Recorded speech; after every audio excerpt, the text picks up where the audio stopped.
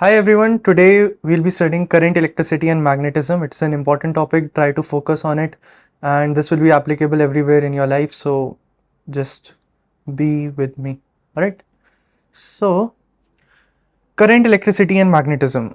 What is current electricity? We see current electricity in our houses in bulbs, alright, bulbs, tube lights, whatnot. But we'll be focusing more on what goes behind this, what goes in the wires, what is happening, what works, what is electricity. Is it just power? Is it just light? No, it constitutes of a lot of things, and we'll be going into deep study of electricity and magnetism as a property of electricity. Electricity can also produce magnetism, like you see on your fridges, right? Electricity can also produce magnetism, so we'll go in depth. Now, what constitutes electric charge? All right, electric charge. What is electric charge? See these tiny little particles going in the wire. This is electrons. All right, electrons. They have a negative charge. All right, the direction of these will show the direction of electricity. Electricity will travel in the opposite direction of electrons. If electrons are going right, electricity is flowing left. Alright, let's see what is electric charge. Electric charge is a fundamental. What do you mean by fundamental? It is a necessary, it is the truth, fundamental property of matter. Alright, it can be positive or negative. Electric charge can be both positive or negative. Examples. Alright, protons have a positive charge. Like electrons, there are also protons. Okay. These are the basic, the smallest thing that constitutes our matter. Alright. These are the things that are holding the reality. This is what goes in atoms. This is what goes in molecules. This is the things that our eye can't see. Alright. But it is there. Okay, so protons like P has a positive charge, electrons have a negative charge. Alright, just remember this. And neutrons have no charge. There are neutrons as well, they have no charge. Formula. Alright, the formula of electric charge. Electric charge is represented by Q. Alright, not like a question but Q. Q is equal to N into E. N is the number of electrons, E is the charge on one electron. Alright, usually it is 1.69 into 10 to the power minus 19 coulombs. Alright, this is the value. 10 to the minus 19. Imagine 1 upon 1 to the 19 zeros. Okay, it's a very small charge, but in a large number, it is very high. Alright, as n will increase, so will be the total electric charge on the body. Okay, where Q is the total charge, N is the number of charges, E is the elementary charge. Elementary charge, what I just told you. Now, in a wire, when we switch on the circuit, when we switch on the fan, in the wires, electrons are flowing if this way, electricity is flowing the opposite direction. Alright, always remember this. Conductors and insulators. We all know some things conduct electricity, some things don't conduct electricity. Conductors are materials that allow the flow of electric charges. We go into the definition. What is in terms of electric charge? Alright. So conductors are something that allow electric charge to flow through that. Like in a copper wire. Alright. It is allowing electrons to pass through it. An insulator will not allow. It will bar the entry of electrons. Alright. It won't let it flow. It will keep it stationary or won't have a charge at all. Alright, conductors are metals, copper, aluminium, all metals will conduct electricity. Insulators are materials that do not allow electric charges to flow easily. Alright, such are rubber, plastic, wood. Electrician wear rubber slippers, they work with rubber. Why? So that they don't get a shock. Plastic does not conduct electricity, and wood does not. Alright. Examples, copper wires are good conductors like we see, while plastic or rubber coatings on wires act as insulators. So a prime example is a wire. Alright, you see this wire. Alright, these are copper wires. Alright, this I'm showing you uh, peeled wire. All right, this is copper. Okay, on the outside it is plastic or rubber most probably. Why? Because rubber is an insulator. It won't burn. Plastic might burn when electricity is passing through. All right. So electricity has a property of heating. Whenever there is a flow of electrons, there is also friction. All right, it has heat. Current, electricity, magnetism, electric current. Electric current is the flow of electric charges in a closed circuit. We see current written anywhere, that means electrons flowing. All right. It is measured in amperes. The unit of electric current is amperes. Whenever you see a switchboard or anything, they will have written what current is flowing through it. 5 amperes, 10 amperes. What is this?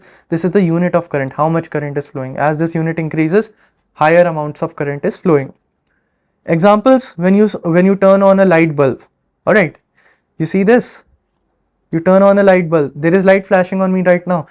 What is happening? When you turn on the light bulb, the flow of electrons through the wire constitutes an electric circuit. All right, switch on, you see switch on, current flowing.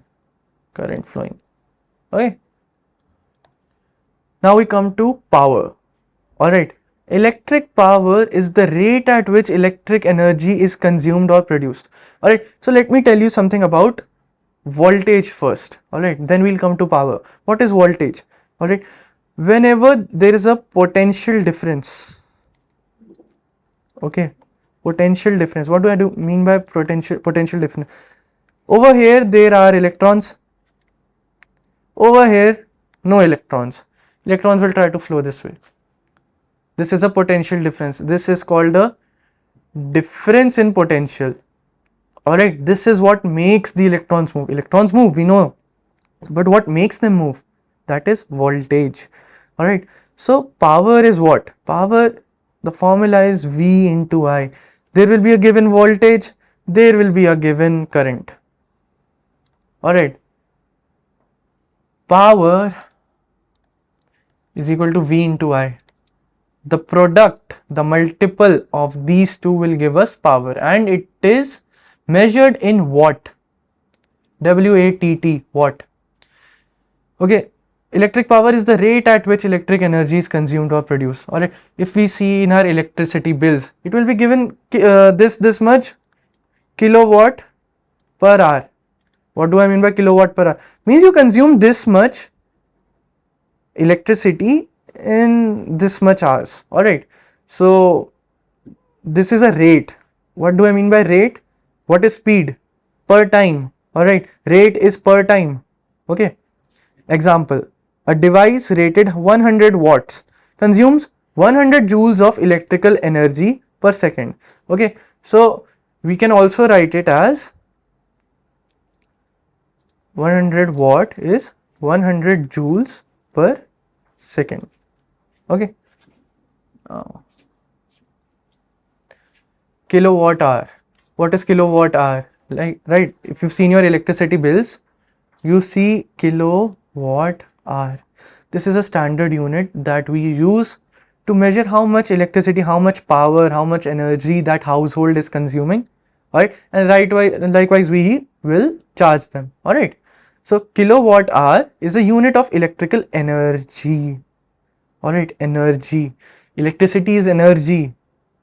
All right, we measure that energy. It represents the amount of energy consumed or produced by using 1 kilowatt of power for 1 hour.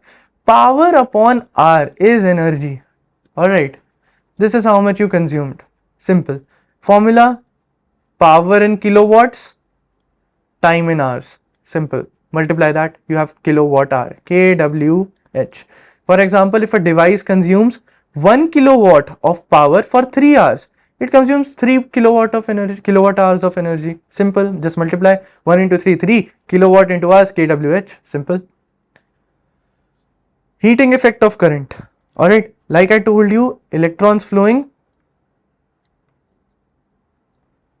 friction, heat. This is how it goes. When an electric current flows through a conductor, it produces heat. Simple as that. If you've seen a hot iron or press that we use in households, all right, for clothes. All right, how does that work? Some materials produce more heat when electricity passes through them. Some produce less heat. All right, and an example of this is nichrome. All right, this is nichrome. Okay, electric heaters in cold. All right, what is that? Since electricity is flowing, it produces heat. We utilize that heat energy to warm ourselves up. Formula of heat is C, that is current in amperes, multiplied by time, for how much time it was flowing, into resistance. Now what is resistance? See, conductors and insulators both have some resistance. Conductors have less resistance to the electrons flowing. Resistance means stoppage. Electrons flowing, alright, they experience some stoppage. Conductors less stoppage, insulators more stoppage. Alright, that stoppage is called resistance. If there is a lot of resistance, more and more electricity will be used to overcome. Alright, what do I mean by overcome? To overpower that resistance. And since more electricity is being used, more heat will be produced. Alright, so you can see C into resistance. All right, what is this? C into time into resistance. Current into time into resistance will give you how much heat. Unit of heat, joules, energy. When an electric iron is connected to a power source, you've seen your moms doing ironing your uniform. All right, the heating effect of current makes the iron hot. All right, now we come to the chemical effect of current. All right, what is chemical effect? The chemical effect of current refers to the ability of electric current to cause chemical reactions. All right, to cause chemical reactions. Electricity is used to produce chemical change. Okay, you see water comprises of two elements, hydrogen and oxygen. I can separate hydrogen and oxygen using electricity. All right, electricity can be used to attract negative and positive ions that constitute or make a material. Okay, so we can separate that. So chemical effect of current refers to the ability of electric current to cause a chemical change, a chemical reaction. I will give you examples. It is used in various applications such as electroplating and functioning of primary and secondary cells. Alright, we've all seen cells. Okay, I'll show you a cell. This is a cell. Okay, this is a cell. It also has chemical change. Okay, now since electricity is passing or it is producing electricity, there is chemical change. Why is there electricity in a battery, in your toys or anything? Why do you think it is producing electricity? Through chemicals. Simple, chemicals. Alright, let's come back here. Electroplating, what is electroplating? Electroplating is the process of depositing a layer of metal onto objects using electric current. Now what happens is, supposedly I have an object, I have a plate. I want silver to be coated over this plate. Alright, over this plate. How do I do it? I use electroplating. I will come into the details of electroplating. Alright. Electroplating is the process of depositing layer of metal onto the surface. Remember, surface, not change the metal, just deposit some metal on the surface of another object, alright, using electrolysis. For example, electroplating is used to coat objects with a thin layer of chromium. You see taps in your house, alright, they have a shine to them. That shine is due to chromium. How did chromium come on the tap is made of iron or any aluminium maybe, I don't know, but there was a thin layer of chromium over it. How? Alright, this thin layer of chromium was due to electroplating. The company that made that tap used electroplating. This is how electroplating follows. Supposedly, this was some metal that was not copper. Okay, and here is copper. Okay, this is copper. This is connected to a battery, positive, negative. This is called a cell. Alright, this is the symbol of a cell. Okay. Now, what happens is there is flowing of electrons, the electricity is passing through this. This is a copper electrode. As soon as electricity passes, and this is a copper sulfate solution. This is a solution that promotes electrolysis. Alright. Now, copper ions will, as soon as electricity is switched on, alright, copper will go into this solution. Okay, it is going, can you see this? These ions, these are copper. These are going over the surface of the negatively charged electrode or that object in which on which you want to deposit the layer of this metal. You take this metal, alright, this is what you want over this. Okay, so ions will flow over here, they will get deposited. Alright, the key word here is deposited. They will get deposited on this. This is electroplating, simple. Alright, let's come back over here. What is cells? Alright, cells are devices that convert chemical energy into electrical energy. Alright, so in a cell, you will see positive, negative, and it has chemicals inside it. Alright, you will study that in detail later on. These chemicals produce electricity. Primary cells are non-rechargeable cells. Alright, they cannot be reused once their chemical reaction is complete. Two types of cells, primary, secondary. Always remember. Okay, now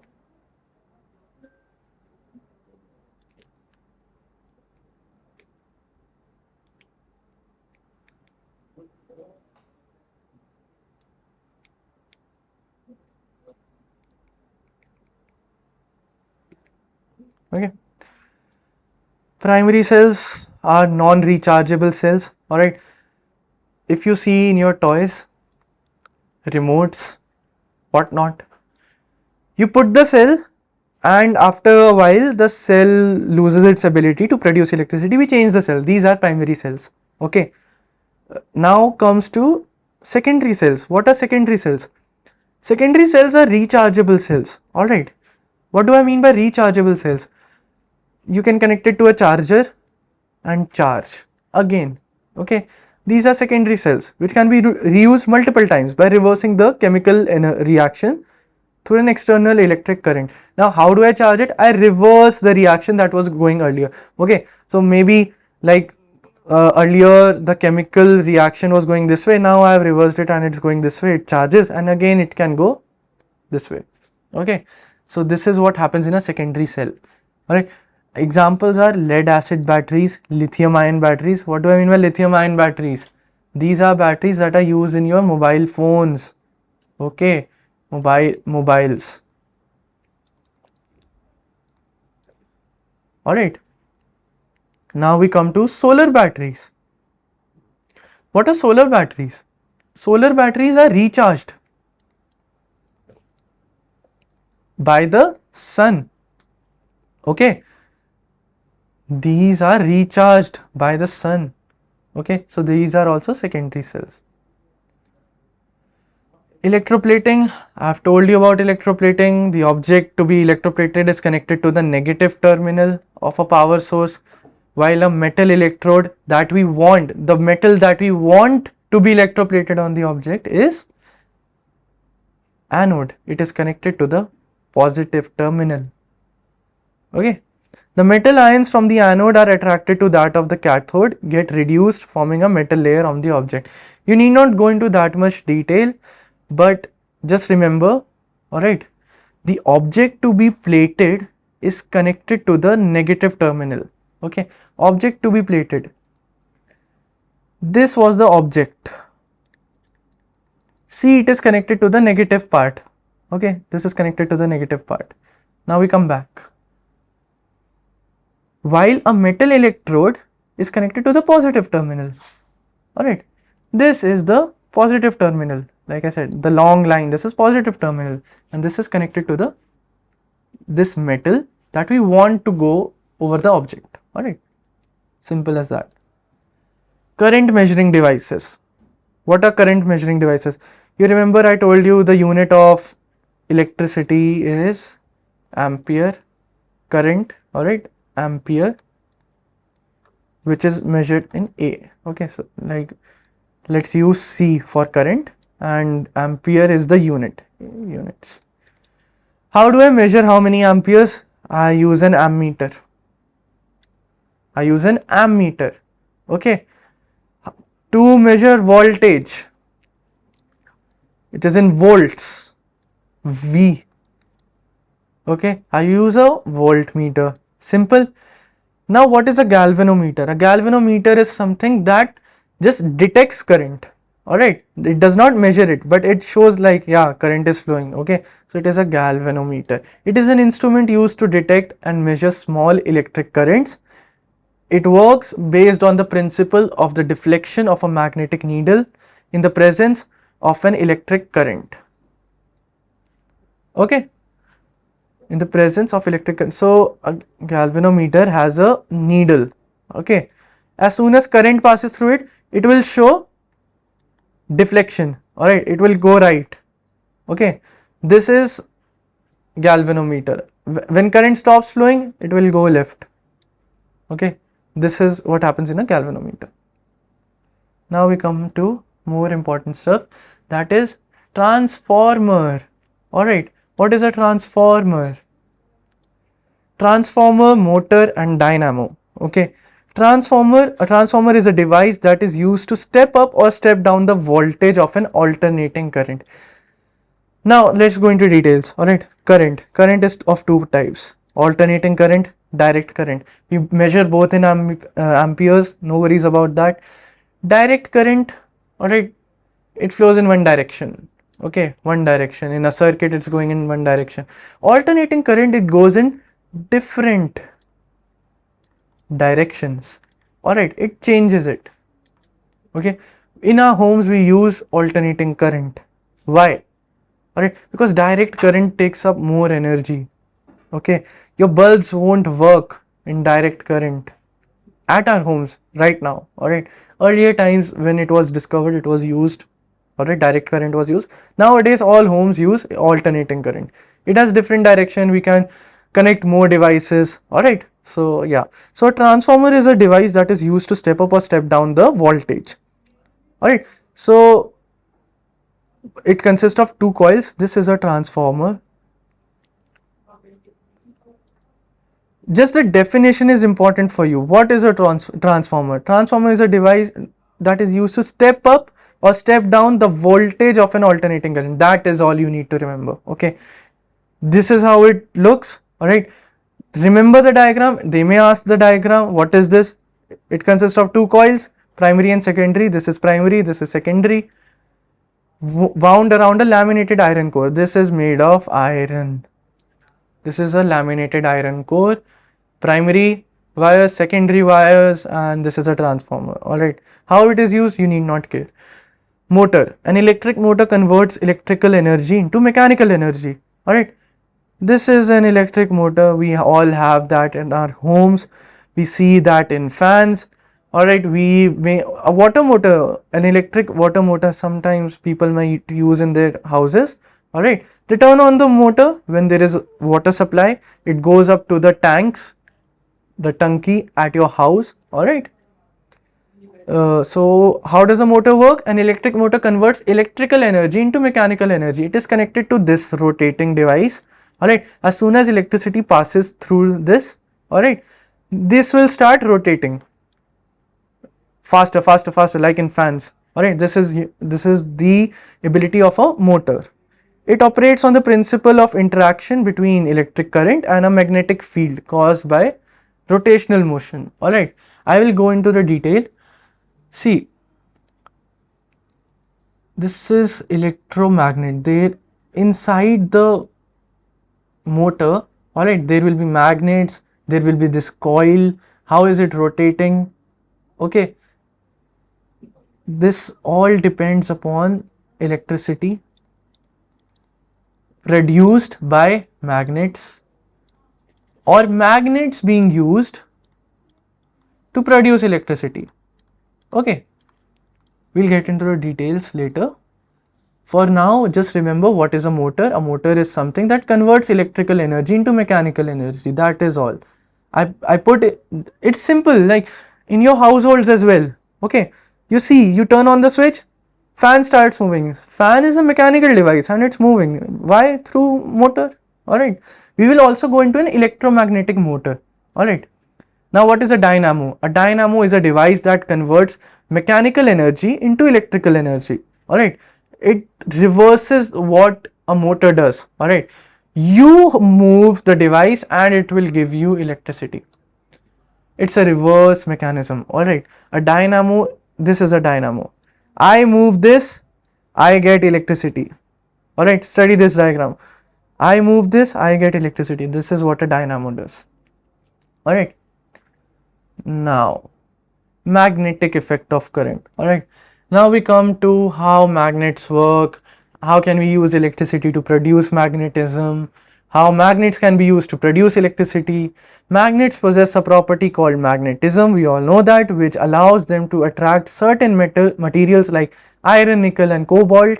Every magnet has two poles, north pole and south pole. Alright, this is a magnet NS. Okay, like poles attract, like poles repel, opposite poles attract. Simple as that. Magnetic fields are the regions around the magnets where their magnetic effects can be felt. So these are in forms of lines. Okay, goes from north to south. Okay, it's formed by concentric circles. This is what magnetism looks like. These go from north to south. Any magnetic or metal device I put in close proximity, it will get attracted. If I put it anywhere within its magnetic properties, alright, which is maximum in this region, closest, and minimum in the farthest region, alright. So if I put it somewhere over here, it will get attracted.